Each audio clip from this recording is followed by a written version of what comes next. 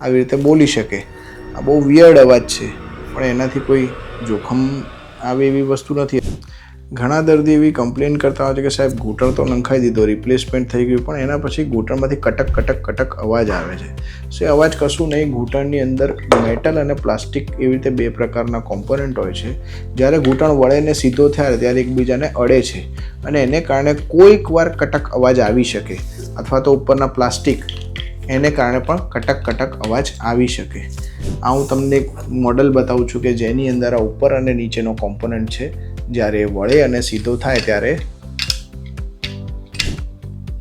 આવી રીતે બોલી શકે. આ બહુ વિયર્ડ અવાજ છે, પણ એનાથી કોઈ જોખમ આવે એવી વસ્તુ નથી, અથવા તો ડરવાની વસ્તુ નથી. આ એબ્સોલ્યુટલી નોર્મલ છે. કોઈકને અવાજ આવે ખરો ને કોઈને ના પણ આવે.